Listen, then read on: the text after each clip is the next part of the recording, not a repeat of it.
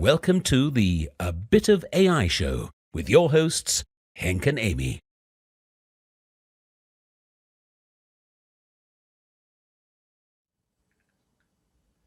Hello everyone and welcome to the 10th A Bit of AI show. My name is Henk Boelman and I'm a white male with brown hair wearing glasses and a maroon shirt. Hi Amy, good morning. Good morning. Hi, my name's Amy. I am a female with blonde hair and I'm wearing a short-sleeved black dress today. Really excited for our 10th episode. Also, we did just have a discussion backstage whether Hank's shirt is maroon or whether it is burgundy. So yeah, feel free to put in the chat what you think it is. I disagreed. And I never heard of that last caller. I know, neither had our guests, so who knows? I'm probably just making it up. Yeah, let's see. So once again, everyone, welcome to the 10th A Bit of AI show. And this show is all about the story from the people behind AI. In our job, like Amy and my job, we meet many people around the globe and realize that there are so many different skilled people involved in creating an AI solution. From pre-sales and consultancy to creating the deep neural networks itself, and also very important, running them in production. And in this show, we invite people from all over the world that are professionals in the AI space to have a chat and talk about what they do during the week. And this is the 10th episode, and we couldn't be more excited to start talking with our guest and learn what it is all about. In this show, we have two items. First, we start with our guest Gary to chat about his life in AI. And finally, we dive into an AI Learn Challenge of the week. And as always, everything is available on our website, abitofai.show. And don't forget, if you join us or this is the first time that you're joining us, we have something called the A Bit of AI Cafe. In the cafe, you can come and speak with myself and Henk after the show, or I'm pretty sure you're going to want to talk to our guest. So yeah, join us in 30 minutes after the show where we can have a good chat. We share links, we share screens and demos and all sorts. So definitely come along. It's aka.ms/abitofai-cafe. Perfect. So let's not waste any time and invite Gary to the screen. Hello. Good morning, Gary. Good morning. How are you? I'm joining you with a maroon jacket on, so it's good to be here. Welcome, Gary. Welcome. Myself and Hank, we know Gary very, very well. But Gary, please introduce yourself to our wonderful attendees that are watching. Great. Yeah, sure. Thanks for having me. My name is Gary Pretty, and I'm a program manager working at Microsoft on the conversational AI team. So we build products like Bot Framework SDK and Bot Framework Composer for building conversational applications. Wonderful. So yeah, in the engineering team, building the tools that we see and use on a daily basis, which is really exciting. I've been working with you quite closely on some of the Bot Framework Composer stuff. Great experience and really, really exciting for what else is coming as well, which is great. But Gary, first of all, we want to hear a bit about you and actually your day job, because I think we hear a lot, especially in some of Microsoft's sort of first party conferences, the words program manager, software engineer, product owner, stuff like that. But what does it mean? What does it look like on a daily basis? So all jobs are different daily, but what does the average day in your life look like? Sure. Yeah. Well, being a PM, a Microsoft program manager, can vary from team to team. But largely, one common theme that tends to run through most program managers' jobs is the fact that we are here to advocate for and to help to plan product features and product roadmap. So we will meet with customers to try and understand customer requirements. We will use the product ourselves to try and understand where the pain points are. And so our day can be extremely varied. So, let's take an average day for me, and where I can take, potentially a day this week. I'll wake up today and I'll be doing this with your good selves. In more normal times, I could be out speaking in person, because it's our responsibility as program managers, as well as other people on the team, to be out there advocating for our products and our features, and making sure that people know about the latest and greatest in what we're doing, and meeting our end customers. After that, I could be in Word, writing specifications for features that customers have been asking for. We're in a cycle of planning is coming up for our sort of post-build work, and so I'll be deep in spec writing along with my colleagues, planning features that you'll see in 3, 6, 9 months time, where we'll start out fairly high level, and then we'll sort of we have to work cross disciplines. So we'll work with our design teams, our engineering teams, and we tend to have counterparts on each of those, certainly in my team. And we'll work together to, maybe we'll bring an idea, I'll flesh it out in an initial specification, and then we'll work together to really sort of bottom out that feature and really understand what does that look like. And then I'll follow that feature right through to the point at which it goes live, at which point it's then again back to the meeting with customers, maybe ahead of the feature going live, to educate them as to what's coming. We have NDA conversations. I will have maybe 2 or 3 conversations, 2 or 3 hours a week, where I'm sort of in deep with customers, understanding what they're looking for and helping them understand what's coming. And then it's back round to the advocacy piece, and I could be recording videos for conferences like Build that's upcoming at the moment, writing blog posts to go out at those conferences, and making sure that, we complete that cycle and people know what we're doing. So it's very varied, and that's why I absolutely love it. That's amazing. I was going to say the variety there, it's everything from imagination to communication to coding. Gary, you didn't even mention it, but I know you're in and out of code all day, every day, whenever I speak to you, and always sending little demos to me. Well, I mean, I became a PM not even 12 months ago now. So I actually started at Microsoft as an engineer on the engineering team. And it just became obvious after a while that it was a better fit for me as a program manager because of the variety, because I really enjoy the customer side and the advocacy side. But I guess I'm more of a technical program manager, which means as well as planning the features, if I see something that I think is an opportunity, then I'm fully empowered to go and proof of concept that feature, go and build it. I'm in the engagements with customers. I'm deep in the product, demoing all of our features. So I'm very sort of on the front line, and again, it just adds to that variety. But I do spend a fair bit of time in Visual Studio, which is always nice. Your home, where you've always been. But that's so good. Well, speaking of which, you mentioned Microsoft Build. So for those that don't know, Microsoft Build is coming up the 25th to the 27th of May. You can go register now at mybuild.microsoft.com to get all the latest and greatest of what's happening here at Microsoft from the developer point of view, and data scientists, obviously, who are relevant to this show. But Gary, can we ask you, what are you working on at the moment? What are some of your current projects that you're focusing on? Yeah, so we have as I said earlier, our primary products are our Azure Bot Service, which allows you to take a conversational application and make that available on multiple channels. So things like Microsoft Teams or a web chat, and even now telephony. So enabling bots to be talked to over the telephone. So that we've been making some good strides there. And then supporting Azure Bot Service, we have the Bot Framework SDK, which is the SDK that lets you build these applications. And then on top of the SDK, we have Bot Framework Composer, which is our visual authoring IDE for bots. And we've spent the last 6 months driving a lot of change into these products and a lot of improvements. And I think folks are going to be really happy with them if they've used the products before.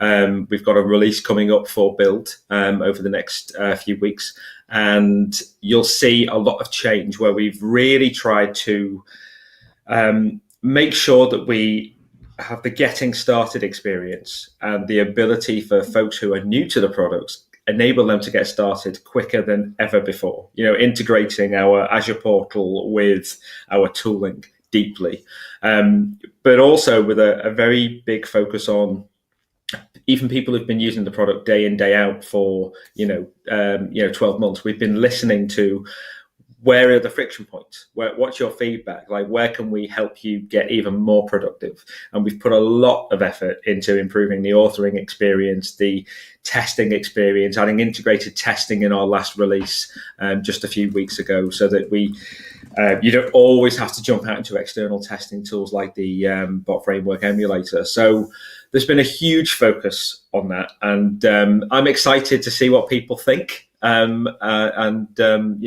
That all of that should be available, as I say, over the next couple of weeks. Do you sometimes get that, like, when you're a kid and you had a birthday party and you're like, I hope people turn up? Like, is it that kind of feeling when you've worked so hard on something and then you're like, I hope people like it? Yeah, it's funny. It's funny because externally, so I joined Microsoft about 18 months ago, and prior to that, I used to watch Build every year. Build and Ignite, I'd finish work early, I'd set myself up and I'd watch the keynotes and I'd be super excited, and it would be a big deal, and it's still a big deal, but it's a big deal for like 3 months. And so by the time you actually get to the conference, it can be, you're still really busy. I mean, the week of Build, I'm doing demos, podcasts, streams, interviews, but it can feel like a little bit of an anticlimax. So you've got to try and make sure you keep yourself going, because it's, there's a lot of work goes on that I don't think people necessarily always see. There's hundreds of people working on individual products, driving them for Build. So, but no, I'm really excited. It is always nerve-wracking to put features in people's hands and find out whether or not you've done the right thing. If you haven't, that's fine. We can change direction, but you always hope that you've hit the nail on the head, right? So, excellent. So what I want to know, we heard now a lot about what you do now, but I want to hear a little bit about your journey, how you got to this point. So the question would be like, how did you get into this AI space? Yeah, it took quite some time actually for me. So I started out, I went to university and did a software engineering degree. Didn't finish. I actually dropped out of university 3 months before graduating. I didn't find the university course very interesting at all, and everything was pretty out of date. And I think if I hadn't dropped out, I probably would have flunked it anyway. So I left, and I'd already taught myself, self-taught programming languages at home, and started a freelance web design business. But I was very generalist, and within a couple of years, was working at a Microsoft partner, a digital agency of about 40 or 50 people, and was there for a good 10 years. And in that role, I was primarily a web developer, but it's where I really got my taste for the variety, because because it's a small company, I ended up being, consultant and helping with the marketing and being out there selling and working with the customers and doing the development, and then later on leading on projects. But I worked on everything from SharePoint to Windows 8 apps, Windows Phone apps, Silverlight apps early in the days. I always liked being on the bleeding edge, but never really specializing. And then in 2016, I was sat watching the Build keynote, and they came out on stage and announced Microsoft Bot Framework. And I was just taken by it. This idea that we could use AI technologies to have conversations with machines more naturally than we could do before. And I just decided, okay, this is it. This is the thing I'm going to specialize in. And I set myself a goal. I'd always liked the MVP program, the Most Valuable Professional program from Microsoft, but I was never specialist enough to be in it.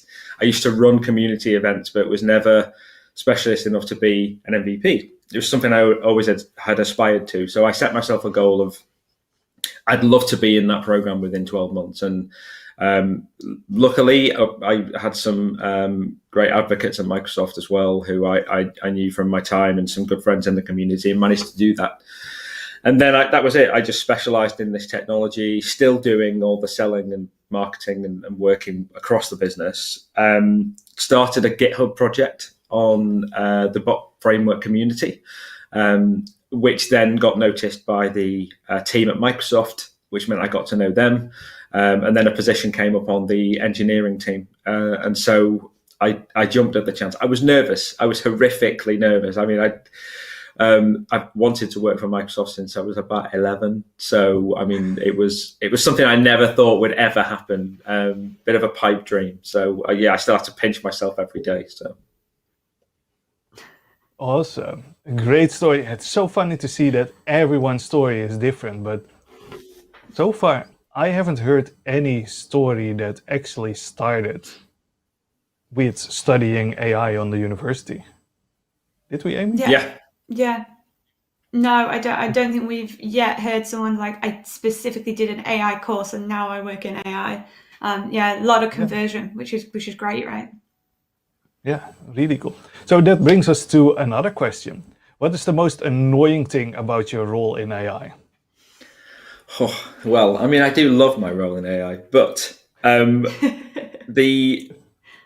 think the most annoying thing is, as I said, I work a lot with customers, and that they can be internal customers. Like, we support products at Microsoft like Power Virtual Agents and Microsoft HealthBot and Teams, right through to enterprises or even individual users who are coming to us on GitHub, and they're individual developers who are building a project, and everybody wants certain features, right? And it's great when there's a consensus and everybody's asking for integrated testing, and you can go and deliver that, and then you put it out there and everyone's like, yay, you put integrated testing in, that's amazing. And I think the other end of the spectrum, though, is the most frustrating thing is when you have to say no, or you can't really give a definitive answer. You know, someone will come along and say, I've got this incredibly important feature, I need it, and it's blocking me delivering this bot out to, X number of people.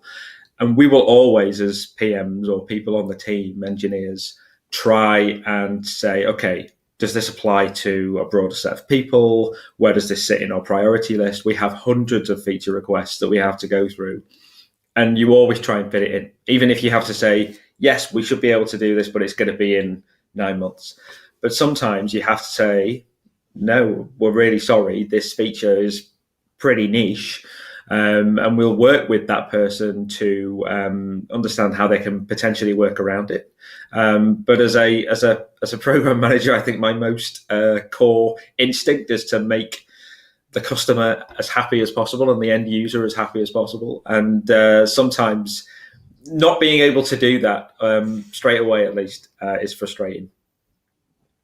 That's such a good one, and actually not something we've had already, which is great. So and applies to everyone's role. Like, saying no is hard, but sometimes you have to say no because there's not enough hours in the day and stuff like that as well. Do you know what I mean? Yeah. To get everything done, and it's disappointing, but it's a great answer to that question. Actually, I think the one thing I would add as well is the managing the expectations of people when it comes to AI. For an AI specific answer here would be, people expect when you say we've got this intelligent bot, they think it's going to be like HAL, right? Or it's like some super intelligent thing that's going to learn on its own. That's it. You just let it off it goes into the wild, and it just does its own thing. And I mean, we're improving all the time, but we're nowhere near that yet. And so sometimes actually seeing managing people's and tempering people's expectations is interesting as well. Yeah, no, great answer. Wonderful. Well, thank you so much for sharing a little bit about kind of what you're doing, what you're excited about, and also how you got into the space that you are. I think it'll be inspiring for lots of different people to see that sort of progression. Up next is our quickfire round. So, Gary, welcome to the quickfire round number one. The quickfire round consists of 6 questions. Myself and Henk will alternate. And what we want you to do is, when we ask you a question, to just come up with the first answer that comes into your head. These are all questions that you'll probably have kind of dealt with. So there'll be something hopefully that comes up for you. If there isn't, that also tells us something as well. So it's okay to say, actually, I don't have an answer for that, because that shows the variety for us too. Okay, so let me start with the first question. We'll ease you in gently here, Gary. And the first question is, what was your first programming language? Turbo Pascal. Wow. Okay. Did we have Pascal before, Henk? I feel. Did someone say Pascal? Was Terry? Did Terry say Pascal? No. No, Terry said PHP. PHP, wasn't it? Yeah. Pascal, good one. Very nice. Yeah. I also learned Pascal on my first programming jobs and school. No. It was very popular. Yeah. Yeah. So, what programming language did you use last? C#. That's pretty much what I use all the time. And I'm very, very C# heavy. I love C#. Nice. That's what we like to hear. Cool. Next question. We're going to change tact a little bit. So this is all about learning. So what was the last thing you learnt in AI? Sort of no more than one sentence, if possible. Wow. I've been doing a lot recently with our speech stack. So we've been doing a lot with telephony. So understanding our text-to-speech and speech-to-text capabilities and how that stack works. Very nice. All right. What's your favorite event on the AI calendar? I love Microsoft Build. I think it's my favorite event, and I know I'm biased, but I love it, and I can't wait for it to be in person again. That's the one thing I'm missing. So, yeah, but Build 100%. I know it's an exciting conference, isn't it? Wonderful. So the next question is a bit about skilling. So I know we all have a laundry list of things that we want to look into. So what area of AI is at top of your skilling list next? For a while, I've wanted to actually get into and understand better machine learning, because I use a lot of cognitive services and sort of ready-made AI services, if you like. I would love to understand more under the covers, like how it works, when I have the time. That would be on my list. When I have the time. When someone creates a 26-hour day, yeah? Yes, exactly. Yeah. So yeah, this question might not be relevant, but you might have a good answer to it. So what training framework did you use last? It's what training for. Yeah, I don't think that's probably not relevant for me. Yeah. I don't think. Yeah. I heard myself ask. Yeah. I guess could you say that like Lewis is like that's the one thing that came to mind was I use Lewis and Q&A Maker pretty much every day. So yeah, I guess that's the closest I'd get at the moment. It's a good one because it's like a hybrid, right? So Lewis, for anyone that doesn't know, is the language understanding service from Microsoft. Yep. And it allows you to build sort of, what it says in the name, what it does on the tin, language understanding. So it breaks down concepts in language, and you provide it data and you kind of train it into what you want it to focus on. So yeah, that nice little hybrid piece, which is quite cool. Wonderful. Great stuff. Well, Gary, That was the end of the quickfire round. You survived. It was great. Oh, You had some I've done it. amazing Okay. answers. Yeah. All right. I know. Get another coffee. It's early on a Thursday here in the UK. So no, thank you so much for taking part and being such a good sport around it as well. Everyone's answers have been varied and different. And again, to be honest, that's kind of what me and Henk wanted. We don't want people to just be answering it all the same, because we believe it's not like that out there. It's all very, very different depending on what you're working on. Wonderful. Well, Gary, that's all from us. Can you believe it? We're already sort of 20 odd minutes in. Flew by. I had such a good time though. Thanks for inviting me on. Of course, it's been great to hear about what you're working on. Gary, you'll be available in the cafe afterwards to chat with people and maybe kind of show off a few different things you're working on.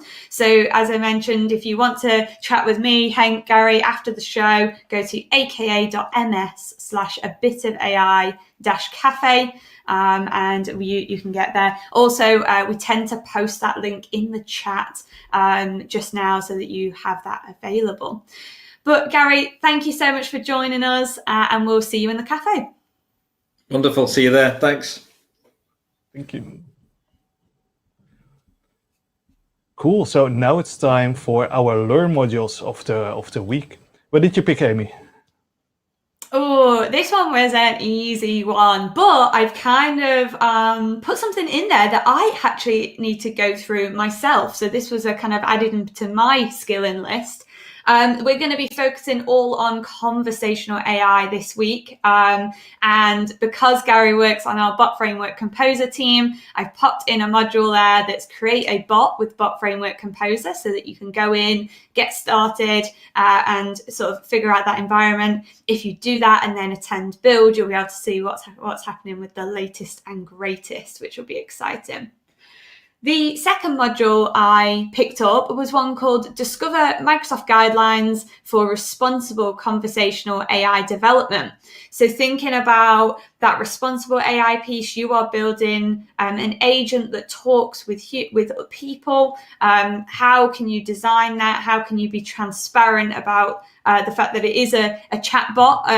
How can you do things like human handoff and all that great stuff? So if you want to learn a little bit more about that, we have a Cloud Skills Challenge for you at aka.ms/a-bit-of-ai-learn. Have you done those modules, Henk? No, I absolutely have to do them. So I'm going to do the Cloud Skills Challenge. So thank you.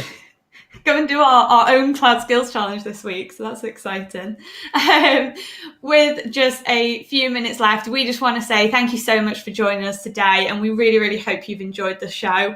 If you're regular and you come along every week, you know this is every Thursday, 10 a.m. CET, and check out your time zone. We have that available on the website at abitofai.show.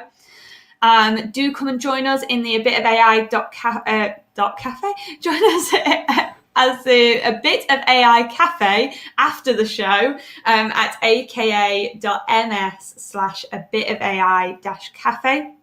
If you want to check out anything regarding this episode and any of our previous ones, you can go and watch it at abitofai.show. And with that, all we've got left is say thank you so much for watching A Bit of AI show with Henk and Amy. Thank you.